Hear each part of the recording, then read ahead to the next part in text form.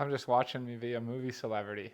I'm watching my favorite channel, my favorite YouTube channel, and also now my favorite training partner. But anyways, here we are. Obviously, I'm enjoying watching this. I think in part that's why I've been quiet. Like, I do think Lionel probably tells the story better than anyone else. But there's been a lot going on, so I guess it's good to come in and sort of fill you guys in from my perspective and less of the cinematography or epic footage and more just, okay, like how did this come about? What's going on with me on a more personal level? What am I up to today? So today is Thursday. I don't know what's the date. Thursday. The date is that we are waiting for the baby to come any day. That's really all I know with the days. It's Thursday, July 20th. So we're about 2 weeks away from a hopeful start at the PTO US Open. And I'm sitting on the couch. This is day 2 in the penalty box. The penalty box for me means that I am having to rest after a smashing 3 weeks. I was kind of going through as a coach, right, as coaching myself, I was going through a challenging phase of deciding when to rest or how to rest, how to periodize the program because of so much unknowns. It's one thing when, you know for sure you're going to be at a race and you know what the build's going to look like. But in this instance, I don't necessarily know if I'm going to be at the race. And I also don't know when the baby's going to come. So I was thinking okay, well, I'll just rest once the baby comes. But I also realized I don't think that's going to be rest when the baby comes. Actually speaking with Lionel, we had dinner one night. He told me he got 0 hours of sleep in a 72-hour window. So anyways, I was just noticing, okay, my body's starting to get tired. My HRV's up. My resting heart rate's up.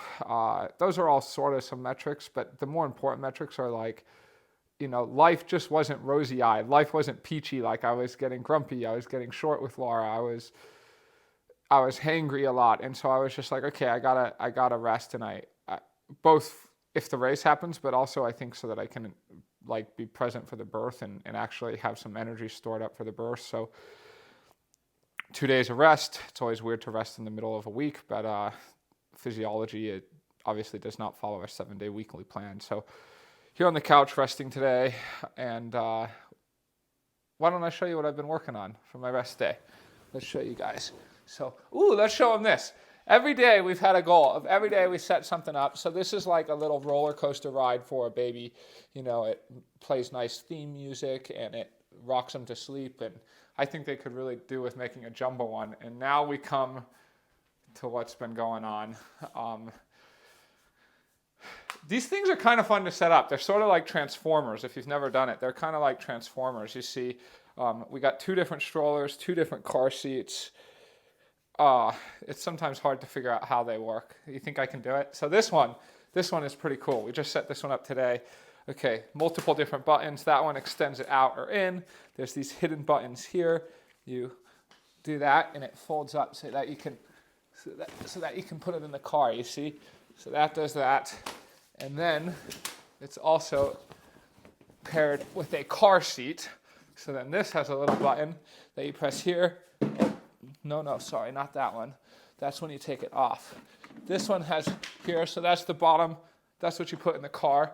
And then check this out. Then this just plops right in here. And come on. There we go. So then you can see it plops in there. You got a little button for safety measures. In and out. Boom. And then this button is when you take it off from here. So a lot of creative thought to try and make our life easier. Everybody, what do you think? How do I look as a soon-to-be dad? And I don't know. Should we switch cameras? Now maybe I interview you, babe?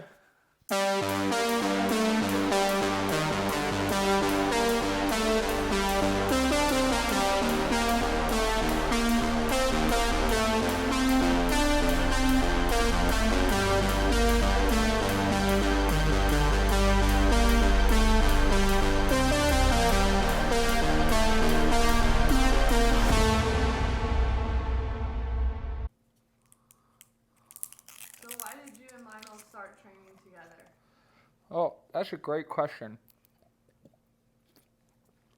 So I think, right, we've lived 2 miles apart for 2 years.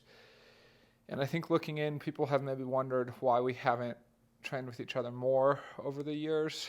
But I think there's a lot of things at play for two top athletes to start training together. Number one, I think the biggest hurdle we had was actually us both having separate coaches. Coaches can be a huge problem when you want to execute training with other people because you're on two different programs, two different structures, and then as opposed to having to communicate, say, just me to Lionel about getting a session done, we then have to communicate with 4 different people anytime we wanted things to align. And honestly, I think that just made it quite complicated. And then, to be frank, I think another big obstacle was Lionel's bedtime and his alarm clock waking up time. I think when you live in the desert, I honestly don't think you have a choice but to be a morning person, particularly when you live here in the summer. It is so hot. Like, it's 80 degrees by 7 a.m. and it's 90 degrees by 8 a.m. And so you have to get up early. And I admittedly wasn't flexible enough to meet him later than he wanted. So he's had to meet me. I've budged a little. I've budged about an hour later, but he's had to move 2 or 3 hours later. And so hats off to him on doing that. And then I think the third obstacle was kind of our own, or I'll just speak for myself. I think it was my own mentality, right, of like, if I train with him, like, that it wasn't going to help me evolve or develop at the fastest rate, and that, I don't know, maybe by training with him, I think I felt until this year like that maybe training with him was going to hurt me, or that he was doing stuff quite a bit faster than me and I was doing more of a volume approach, and so that it was actually going to wear me out and hinder my performance. But we've both seen big paradigm shifts in how we think. I think that's what's interesting, right? We came to the middle in terms of waking up and a starting time, but I also think we've both moved closer to what the other's philosophy was, right? So I've moved away from thinking volume is everything and more towards shorter, harder sessions, more towards the direction that breaking up repeats with intervals, with sometimes standing rest, that's a good thing, and that helps you evolve. And obviously he's done that for a long time. And I think he moved in the direction of doing almost too much intensity and too much speed to more, okay, I still want that intensity and I want that speed, but I also want it under a volume approach. So we both moved in a lot of ways into this middle ground, and then met each other in the middle. And I also think an important thing is we've seen what's been going on over in Europe, right? We've seen what's been going on. We've seen people working together and having performance improvements. And like, I do think it's safe to say that we're the 2 biggest competitors to each other in North America, but it's realizing that we want to be greater than just competing with each other in North America, and that we want to become more, and that we want to be world beaters, frankly. And so we've combined forces. And what's it looked like? Like, I think there was a learning experience at first. You guys have seen the videos. I think, and it's so easy to say, oh, training's not racing. Like, just go out and hold each other back. But like, are you kidding me? You got a guy like me. You got a guy like Lionel. Like, how many times have we raced each other? How many times have we thrown our hearts out there and just poured our soul into racing and trying to beat that guy? And we went out with that full intention of, okay, let's just put like intensity control, and let's put intensity control, and so on and so forth. But like, we found it was just almost too easy to push ourselves to a greater limit, which is, let's remember, that's the whole reason we started training together. And so anyways, we've now been training together for about 3 weeks. Yeah, a little over 3 weeks. And I think it really only took us a few sessions to figure that out. Okay, let's just moderate it a little bit as we got more comfortable with each other. But also, there were some sessions where the whole goal, right, as we get ready for these PTO majors, the whole goal is to push the speed capabilities of what you're capable of. Not just the speed capabilities, because that more implies running, but also the power capabilities of what you're capable of on the bike, right? So one day, it's in the video, we decided to do a 20-minute max effort up to Molino Basin, right, on Mount Lemmon, and I was very happy to hit 428 watts, my max 20-minute effort of all time. Like, I wouldn't have been able to do that without him, and it fit in what we're trying to accomplish in the training program, right, is push what you can for a short amount of time. And now the training phase shifts, and now, okay, I've pushed what I can do for mile repeats, I've pushed what I can do for 800s, I've pushed what I can do for 20 minutes on the bike, and I'm doing that all on the swim as well. And now I extend the tempo, and the thought is that then when I go into these races, that then the tempo will be faster than what it was a month ago. And so it's been really great, like getting to know him both as a person as well. And I really look forward to what we can keep accomplishing. And of course, I want to talk about Trevor. It's great to have Trevor on board as well.